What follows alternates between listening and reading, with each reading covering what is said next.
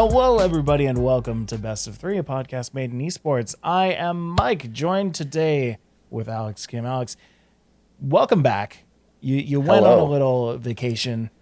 Yes. Glad to have you back on the Ontario soil. It's good to be back. Good to be back on the East Coast. It feels like home. Does it really? I was going to ask you that. Feels like actually. home. Yeah. Does Ontario feel like your place now? Oh yeah, definitely. Definitely like just stepped off the plane and I was like, I'm home finally.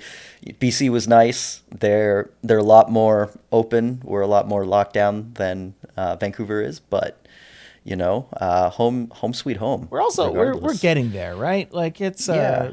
it's an interesting situation what's going on in Ontario right now, because it feels like people are able to get out more. It feels like people are able to see each other more. With vaccines rolling out, there's just so much more accessibility in the And world. LAN events LAN are events.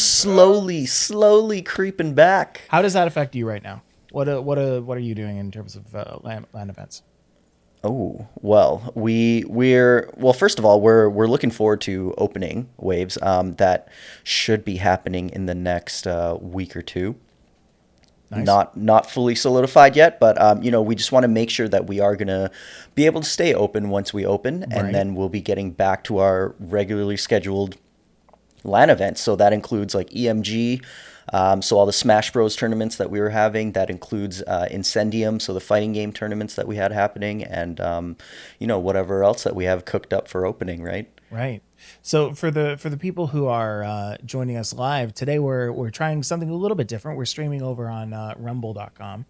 Yeah. However, for the people who are watching this on YouTube after the fact, would still be probably good for them to know that Amuka operates out of Waves Gaming, still called Waves Gaming Yes. to Yes, this definitely day. is. Okay, To this day, we to dropped this the E, day. but it is There you Waves go. Gaming. So I wanted to know and Waves Gaming, of course, is a place with computers that you can go and play some of your favorite games. In what ways does like an internet cafe or a LAN center, uh, in what ways do they have to prepare for people to come back in person? Ooh, I mean, obviously the very obvious like cleaning and the safety and health sort of protocols that we're going to be putting in place. We have to make sure that all of the equipment is cleaned in between uses, Mm, and we are still going to have some space separating each player, right? So we're going to be skipping, so every other computer. And yeah, we will have stations to be able to sanitize if you want to do so as well, with masks and hand sanitizer, right? sanitization stations, Exactly. absolutely. Yeah. Because I mean that's something that I think a lot of people who don't work in the space or don't operate in this space don't really think about, is just what all of these businesses are going to look like when we all come back. Is like land centers and land tournaments, like they're coming back. We know they're coming back, but they're certainly not going to look the exact same, because nobody wants to Well, have a moment the where they go in and then immediately boop, everyone's home again. Yeah, for sure. And one of the important things about that and running, smaller LAN events and just sort of getting our foot back in the water, is to be able to pre-register and have people sign up and have really solid caps on registration, right? So Right. we want to start small and make sure that it's okay and build back up to where we were before. With our Smash weeklies, we were seeing up to like 100 people in there at a time a week. So Wow. obviously we can't start with that kind of cap, right? So we'll start with a smaller cap and work our way up from there and make sure it's okay. So Wow. Now, one thing that people have been doing in the interim between being at home and going to these land centers is kind of taking things into their own hands and offering up entertainment within games via streaming services like Twitch. of course. Now, today we're going to be kind of zeroing in on that. We're going to be talking about uh, the title of our thing: fame, recognition, and prestige. The people who make it on these social media streaming platforms. The people who hit it big in one way or another. In what ways are they similar? In what ways are they different? Teams who stream, I know we're going to be talking about that. It's going to be an interesting one, and one that I think both of us have quite a wealth of experience on. Would you say? Yeah, definitely. We're in the content creation game, right? So watching what individual personalities do, as well as what teams and other organizations do, is always something that's on our radar, right? For sure, for sure. Yeah. Now, I wanna just jump into this with talk about I guess let's call them stream teams. So the stream teams have been around for forever. Twitch implemented this a long time ago, where you could kind of affiliate yourself with a pseudonym or just like a group name. Right. Some people took that very far. Some people went as far as to, become very close friends with these people and get them all under the same payroll, get them all in the same house. And that is what one group by the name of Offline TV did. Alex, tell me a little bit about what Offline TV did this past little bit. Oh man, offline TV. I mean, they really were one of the first stream teams that I knew of, that really hit it big, and the ones that I started watching. And there's a number of very very massive streamers under the offline TV sort of banner. And yeah, they're over in LA. They have a content house. They all live there. You have the likes of Disguised Toast, Pokimane, Lily Pichu, and more. Right? They're living in a house and they're creating content. They're streaming, and their fans are loving it. The numbers are crazy, right? Which They've is been doing this for years so now. weird. I know, yes, but that's so weird to me, man. Like it and not in the way that a lot of people say. Like, I'm sure a lot of people find it weird that a lot of people are congregating and streaming all together. To me, I find it weird that like Disguised Toast is the guy now. Like, I remember this dude from Hearthstone. Like, he has completely changed everything about what he does online. He got his popularity through Hearthstone. He gained like over 1 million subscribers just from making these really, really interesting videos about like weird Hearthstone mechanics and interactions. Like, he's very smart about it. Like, he's very knowledgeable about the content that he put out. He was one of those people who prioritized like value over over content, over quantity. Right. So, man, like, and then to see him and kind of pivot into like, I'm proud of the guy. It's amazing. He did so well with himself. I honestly, I love his content with Among Us. Really, is That's when where he blew I up. started Yeah, watching him a lot more. So sure, yeah, sure. And I mean, that's where he blew up outside of the normal realm of stuff. And that was just him playing with a bunch of his friends who he met through streaming and events and whatnot. Yeah. So yeah, that's interesting. Anyway, sorry. Offline TV. I needed yeah. to gush about it. So I want to know, yeah, fans obviously love these kind of personalities. They love these sort of houses. Even in TikTok, there's like the hype house and everything like that. So, like, why do you think fans watch streamers like this or like full stream teams? Ooh, I think by watching people who stream in the same house together, watching groups of people, there's like a feeling of belonging in a friend group. Like, you hear them on like Discord with each other all the time. Like, you hear just people talking with each other. You get that feel of community versus just doing things on Twitch or just watching people on Twitch solo. That's like just a person sitting on a screen, talking either at the game or like to their chat. And there's something more communal feeling about Right. that. So I don't know. I feel like that's kind of why even in podcasting, like, you don't really see a lot of solo podcasts or hear a lot of solo podcasts, is because you want to hear the dialogue between two different people, at least two people. Yeah, exactly. Different points of view. Even if they're all playing the same game, they could be playing it in very different ways that, Yeah. when put together, makes it more entertaining, makes it more interesting, Well, it's right? chemistry, right? you get Yeah. used to the chemistry between two people, three people, a group of people, a house of people, and you get into it. Yeah, and I mean offline TV as well as many other streamers, I'm sure they suffer through some extreme cases of fandom Hmm. too, where people want to break into this friend group and be their friend.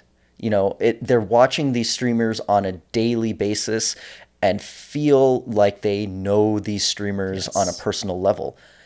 I love you guys. Like, yeah, let me into your friend group. Let me play with you guys. And, I promise I'm not weird. I'm not, but it does get weird. It's, you know, there, and the pure number of messages that they get like that, I'm sure makes it hard to, really filter through any of it anyways. Right. Well, yeah, there's that. There's the onslaught of names and sentences and requests coming in. Then there's also the money aspect. Like I know, Yeah. like about a year ago, something like that, Pokimane had to go and cap her donations because eventually, like, just so much was coming in that you feel bad. It's like Yeah. nobody needs this amount of money. Just you stop. you don't need to give me half your paycheck Yeah. every month. Like that's not necessary. I have enough viewers. I have enough. Yeah. So she capped that, which was like I applaud her for that. Hmm. That's some good stuff. To the point where like kind of anybody, and this is why people are very into things like the hype house and whatever, is because like if anybody is even loosely associated with even the places where these people congregate, suddenly their clout just kind of shoots through the roof. Like they become relevant, they become popular, people have their eyes and their ears on them. Right. So Yeah. And then yeah. Okay. So we talked a little bit about stream teams, I guess, and then it's different than how competitive teams work. And a lot of people may look at some esports teams and be like, "Oh, they're essentially content teams. Yeah, they compete, but they're just here to create content and entertain us, and they can do well doing so." And then they'll look at examples like FaZe Clan, who have been doing that successfully, mhm. right? The But I culture think around that team is very what's the word, I guess, palatable for a lot of people. yeah, it's Very easy to stream that out or make videos around that. But I mean, how many FaZe clans can there be? Mm. You know what I mean? If you really think about it, a competitive team is by nature competitive, right? So content creation for competitive teams, like if you look at some of the most successful, competitive teams out there and look at their content, and sort of why people are watching it, I think you'll notice that even though a team like G2 or Navi or Fnatic, these teams that are very very well known, have great content that people watch, and will tune into regularly, but behind them is a winning pedigree. These teams have won and they have an expectation of excellence, Hmm. Hmm. and that's why I think people are watching these competitive teams. So you have Fnatic, who's like has that prestige in CS:GO and League of Legends and Dota. They've done very well, and with that, off the backs of those wins, they can create content that people will watch with their players that have done well. With Navi, you look at like Simple is a god at Hmm. CS:GO. Is unmatched. Dendi is an OG in Navi, and when you picture Navi, you picture these players and you picture the wins and just how the exciting moments in tournament history, with the team, and that's what you're watching this team's content for. Sure. That's why you're interested in the team in the first place. G2, again, very good content. They have a podcast that does really well with Ocelot and everything, but why does anyone care? Because they're one of the most dominant League of Legends teams in European history. They're like consistently cracking top 3 at Worlds, and they have that history of excellence. Right. Yeah, and I think that's where a lot of people might be a little confused in the content creation that is happening around competitive Well, teams. because it's a confusing space. Like this is something that I've said way at the beginning of when we started doing our two person show. Yeah, Was that in order to become popular on Twitch, you need on Twitch any kind of streaming service. I should say, because right. there's many. There's Rumble. There's Facebook. There's what's the other one? YouTube. Hello, that I'm Hey, trying to think of. There are different ways there. Like, yes, you can be the entertaining person, like a lot of the people at the offline TV house. Now, granted, a lot of them also played competitively, but that line starts to kind of blur a little bit when you make streaming your full-time career and right. just play the game very, very often. If you're not the type of people to go and like spam Among Us for 2 years, like you usually will go to tournaments for certain things. Like, you know, again, Disguised Toast was a Hearthstone competitor. He would go to these events as well. He would be shown on stream. He went to the Blizzard events and was on the main stage quite often. Now there's that, or you can be the professional route, which doesn't necessarily need to be all that entertaining. You can just be really really good at the game, and if you're Have good you enough, seen you'll be seen. like a lot of the best at whatever game they're playing, the best CS:GO players, the best League of Legends players, like Faker, you know, they are so boring Yes. to watch. I mean, personality wise, of course, their Mm-hmm. gameplay is exciting. They're extremely talented at the game, but They're they are dry objectively as boring. paper. They're Yeah, they're dry as objectively paper. boring. Yeah, absolutely. Absolutely. But at the same time, you got to respect the hustle. You got to respect the fact that they're amazing at the game. So, Yes. if they're winning, if they're doing really well, then you also can't help but watch. And then same goes with if you're on a team. If you're on a team, you automatically kind of have that merit as being someone who is supposedly good. Same thing if you're in a house. You're just associated with these people, and as such, you know, gather those types of eyes. So I mean, I don't know the what is what that like that question of are people content streamers, are people entertainment streamers, are people competitive streamers, like that's not Well, really a I'm looking thing. at it from an organizational perspective. Yeah. So, when I'm talking about Navi like creating content as Navi, not necessarily as simple or as Dendy, but the team itself. How they can create content, podcast shows, streams, whatever it may be, to get fans interested in Navi, the brand, the competitive team. See, and that's why FaZe, I think, is doing such an interesting job, because you see so many very, very popular creators, but you also often don't know like what team they're actually associated with. Like, first person that comes to my mind is AlphaRad. AlphaRad is very, very wildly popular on YouTube. Gets many, many thousands of people when he streams. Has multi millions on YouTube.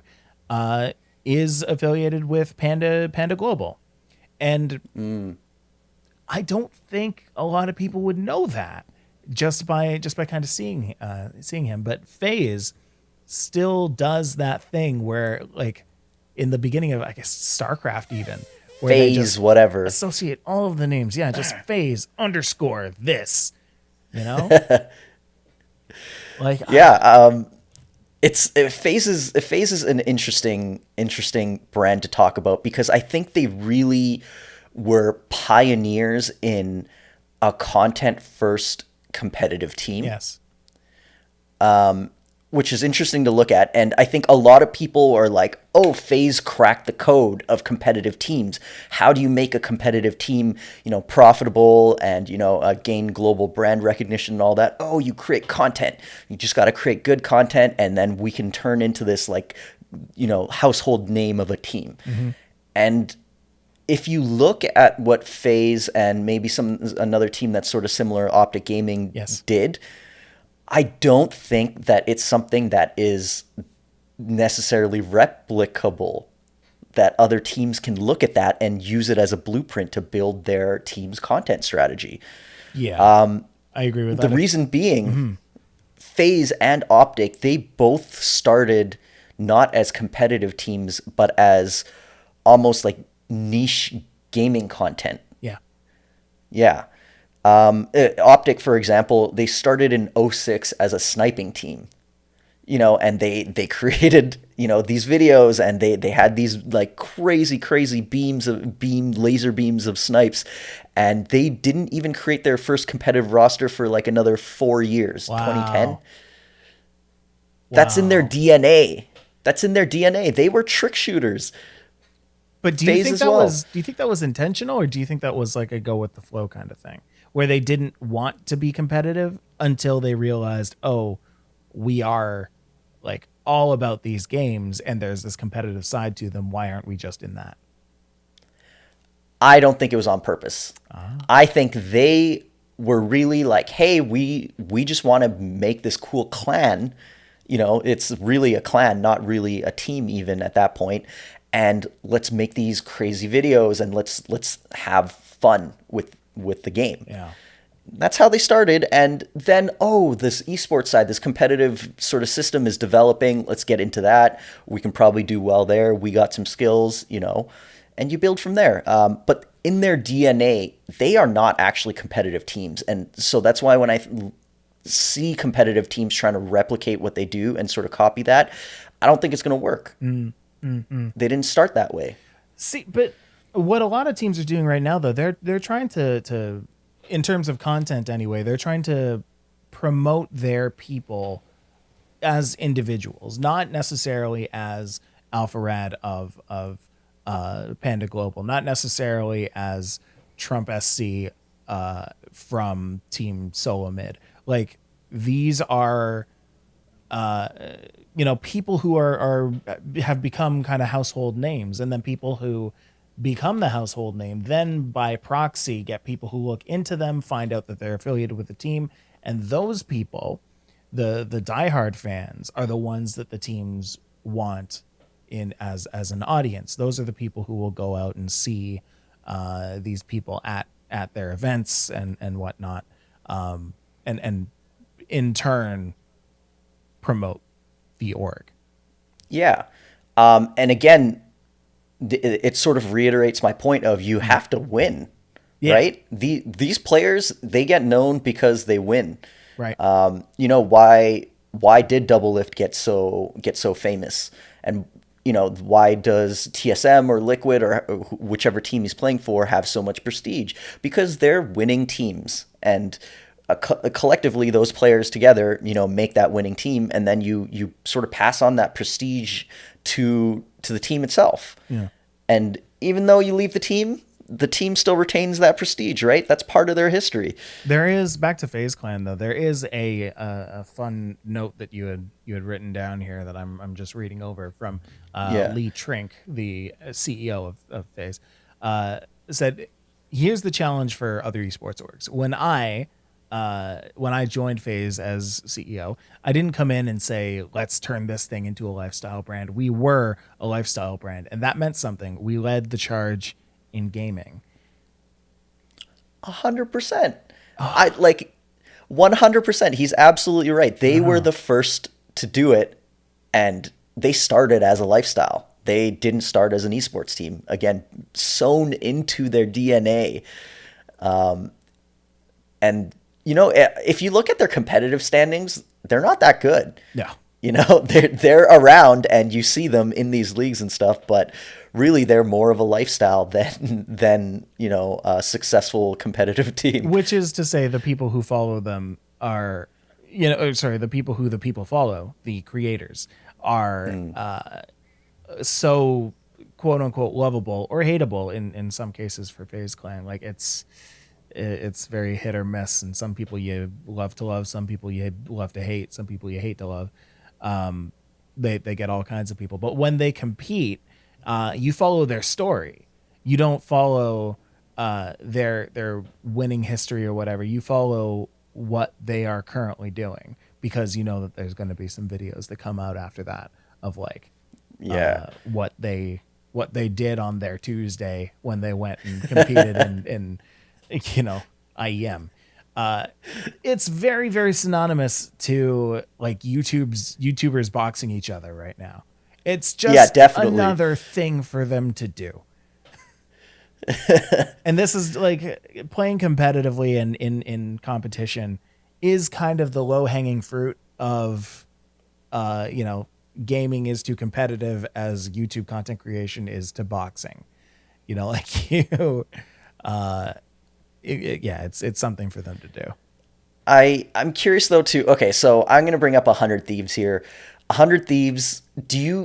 How do you sort of see them and their content? Are they a competitive team? Are they more of a lifestyle brand? Are they? What do you think they're I 100% see them as a lifestyle brand. lifestyle? Yeah, Yeah, but they were sort of a second wave after Optic and Phase. yeah. I So would say they are probably the closest in terms of uh, you know, toward peak lifestyle brandage compared to like you've got like Phase, Optic, and 100 Thieves. I would rank those three currently right now. like that, yeah. And the thing I think about 100 Thieves is I think they're the closest to like a hybrid that we've got so far. Because you have like the winning sort of pedigree that Nade Shot brings. You Yeah, know, he's an OG. He used to play on Optic Gaming, and you know, he started his own team, and they started strong in some games. Like they did well in League of Legends when they first came out. sure. Obviously, Call of Duty. You know, and they sort of have that history behind them. They may not have, you know, like a ton of world championships to their name right now, but they're competitive. You know, they're there in sort of the top half of whatever games they're playing, Hmm. and they are also, like you said, like peak lifestyle brand. As about lifestyle as you can get. They have like Drake as one of their Yeah. investors. You know what I mean? Scooter Braun. Like these are people who have nothing to do with esports. These people are fully entertainment industry. Like The thing that I think 100 Thieves does really really really well is their investors and their owners are so entrenched in the culture and in both ways, right? Like I believe it's Valkyrie is also yeah, yeah, part yeah, owner. she is. So not only are people like Drake and Valkyrie and all those people like invested not only monetarily but you know, mentally they're thinking about 100 Thieves, but also like the community of people sees them as important people outside of 100 Thieves, and then they're also in 100 Thieves. Oh, okay, cool. Well, I guess 100 Thieves is something like Right. that's I think that's such an interesting way of doing it, and it's the same kind of mentality as all these other teams promoting their individuals as individuals. They're saying the more successful our people are, the more successful our company will be by proxy. There you go. Yeah, and I agree. And that's what makes that's what's going to give competitive teams, you know, that prestige and that excitement for fans to watch their content Mhm. because the individuals, their players, they got to be good at the game. They gotta stream and they gotta win some stuff and they gotta bring that prestige to the brand. Yes. And yeah, I said it before, and yeah, so but Astralis, I think Astralis has a really really good philosophy on how they should approach their content game. Alex, I want to talk about Astralis, but I also very badly need a break. So when we come back from the break, we'll chat more about Astralis and so much I more. We'll hate you, talk. Mike. Yeah, I mean, you know, sorry. We'll be back in a sec.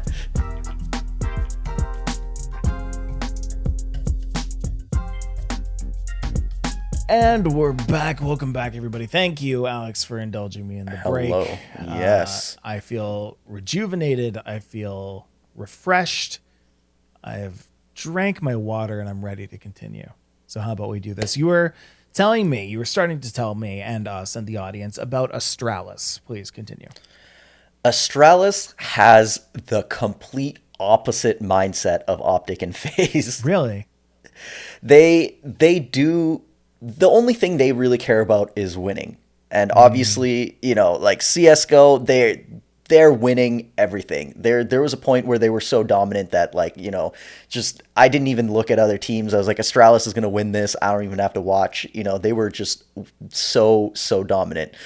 Yeah, so they actually talk about how content it can be very powerful, but it has to connect with a winning team, with a pro team. And when they talk about fandom, they think that emotion is a much stronger emotion when you're a fan of that winning legacy. Right. So an example that they give is Manchester United or Liverpool. You're watching like the Premier League as a kid, and then like 30 years later, you're still a diehard fan of that team because you saw them win when you were 10, 15 years old, and you followed them and you grew up with that. And that type of sort of that connection and that fandom is something that like really money can't buy, and it's something that's so strong. And Astralis is really focused on creating those winning moments and that sort of lifelong connection with their fans, rather than really focusing on the content. So when you think about, like, I don't know, what, like the Charlotte Hornets from the NBA, you ever watch them? No, I can't say I have. It's probably because they don't really win, Right. and I'm sure they have content that they put out that talks about different Yeah. things that they do and whatever. Who the hell Trying to hype cares? them up as a team. Yeah, yeah. I'm not watching a Charlotte Hornets like podcast. Right. I just don't care because they don't win. I didn't see them win when I was 15 years old. I was watching the Raptors and Vince Carter. Would you continue to watch the Fast and the Furious movies if Vin Diesel lost? We were speaking in the break that,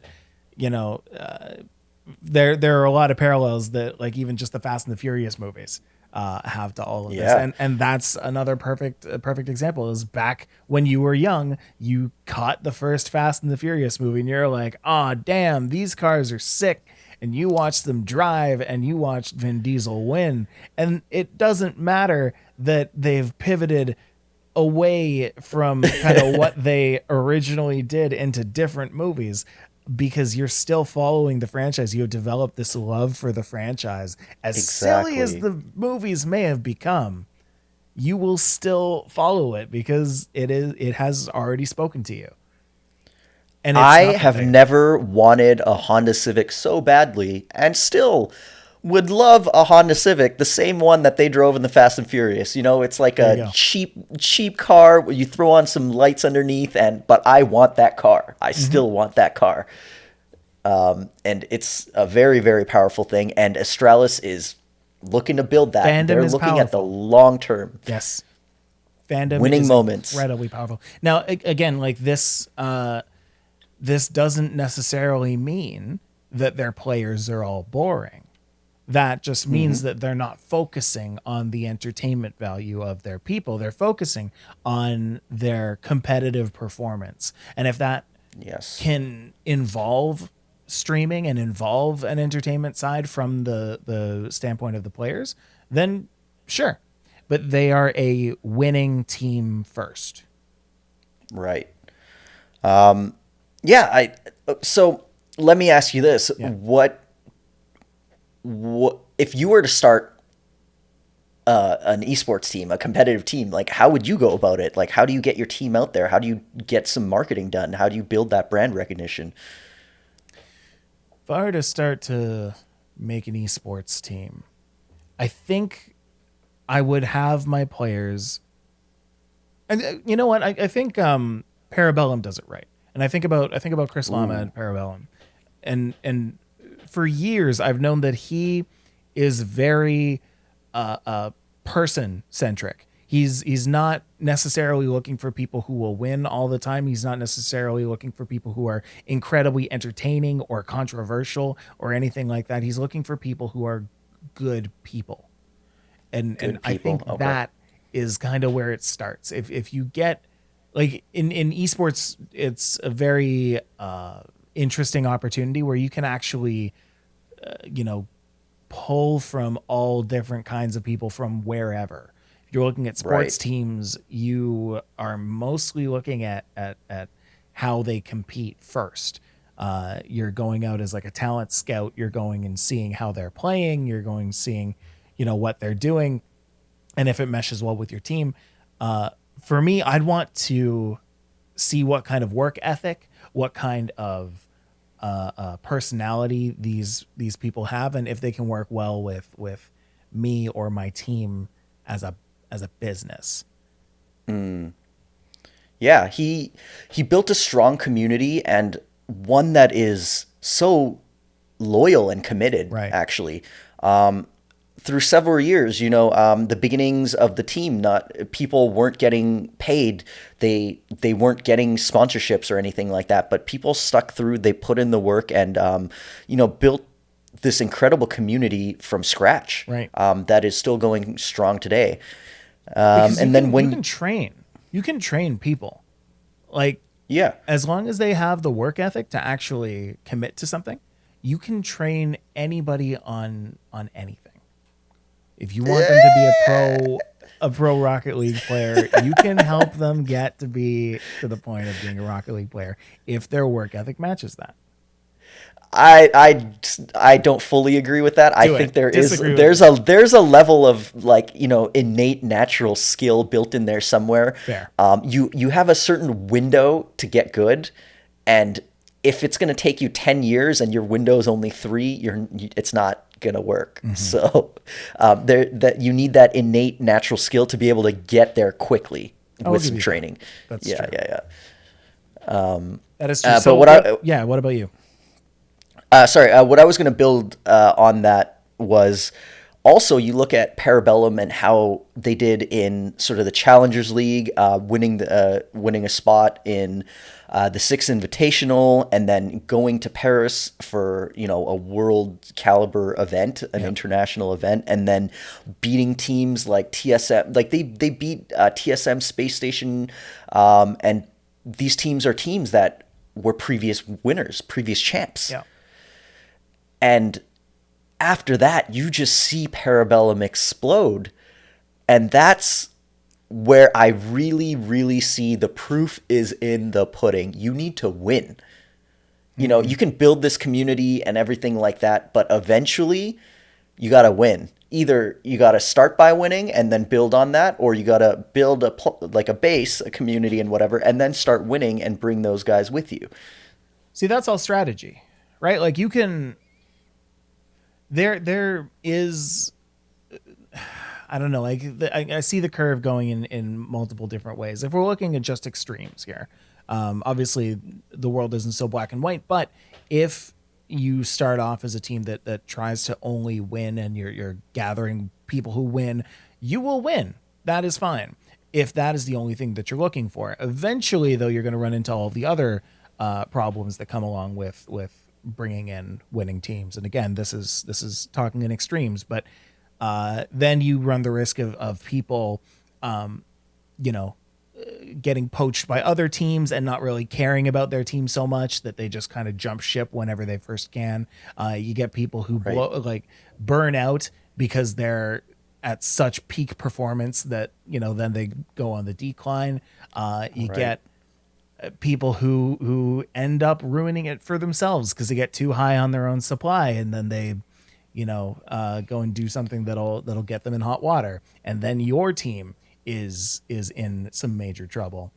There's So also the added pressures of like keeping up those wins. I'm sure yeah. cheating, hacking, anything to improve your performance is tempting, I'm sure. So, Now, in an ideal world, none of those happen, and you can just continue on being the winning team that you want to be. But I think if you want to be a sustainable, long-term team with a reputation, you got to take it slow. You got to poach the right people. You got to figure out their play style and figure out how they mesh with you as a company, and then develop them as people. Because if you can establish yourself as a name of the team that helped get this person to where they are today, it doesn't matter what team they join after yours if they are taken from your team, because they will be known as the people who worked with your team. Yeah, it's a great point. You know, there's multiple things that you have to address when you're creating an esports team, and yeah, going slow. You have to hit these points. You have to make sure that you're not going to have people that just don't care about your team and are going to give you a bad reputation. The opposite of what you want, right? Or maybe that's something that people are into, and at which point they'll help your team get to be known as the one that wins, which will attract more people, but that also increases the churn rate. So that increases the rate in which people go in and then go out of your team, because that team is the winning one, and that's chicken how they or can egg get situation. exactly. Well, and then they can get offers to go somewhere else. It's the chicken or the egg, exactly. Yeah, so it's really interesting. I mean, I'm curious what everyone else thinks. Really, Yeah. Yeah, let us know. What you think. Let us know in the comments. Like, do you think that a content first team is better? That you can reach profitability quicker? That you can gain notoriety quicker? Or do you think focusing on competitive is the most important thing, and everything else comes after? So those are two really sort of the two sides of that coin there. If you didn't have Amuka to worry about, if you didn't have Made in Esports to worry about, and you were only to focus on streaming, would you want to be the entertaining kind of streamer or the competitive kind of streamer? I personally would want to be the competitive streamer.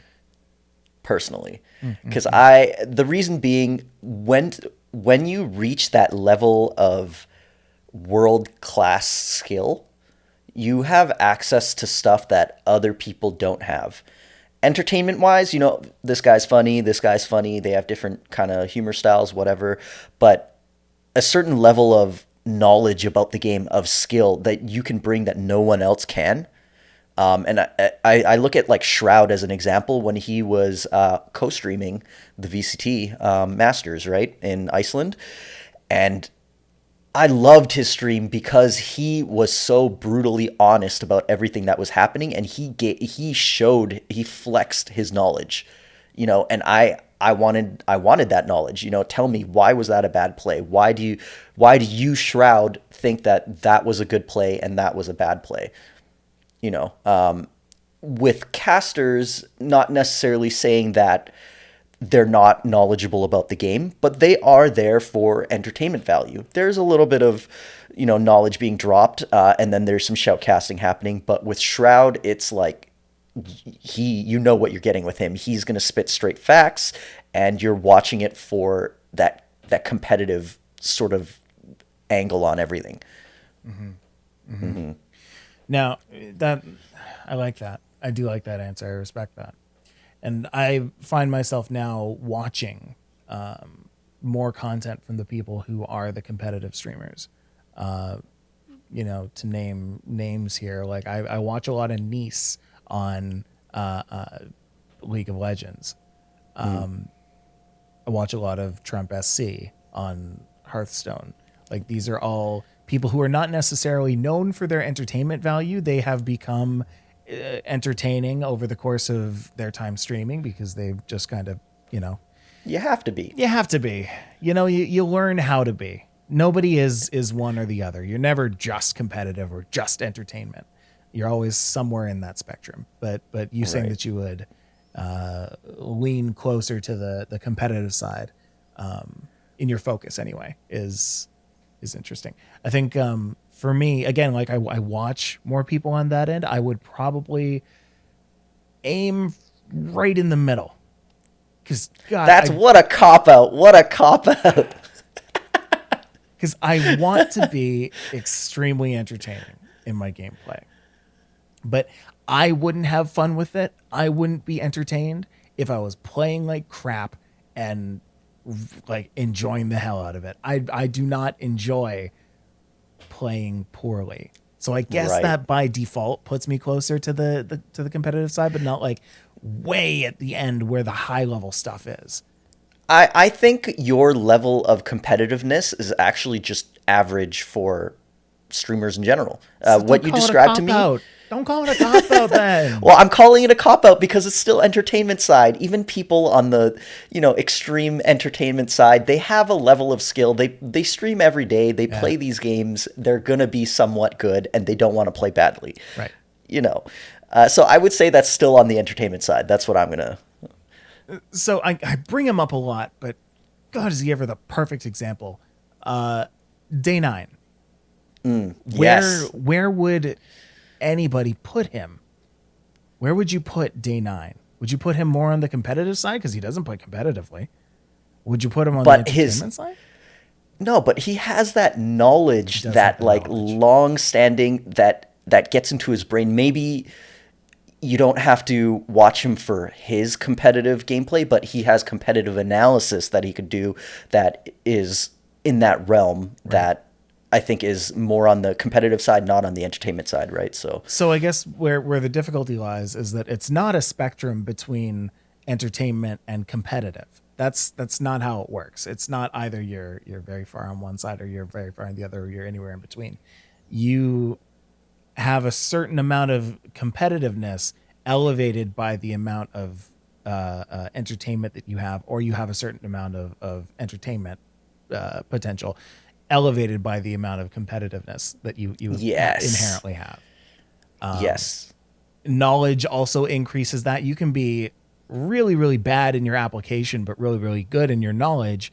You just need to be really careful that you're not, talking out your butt. You got to be able to kind of apply what you know, or else it's not going to seem like you actually know anything. You need to walk the walk definitely, if you talk the talk. definitely. If you know that this whatever is going to win the game, but you can't show anybody that, Right. then you got nothing. You got nothing. All right. Well, that being said, let's call it a day.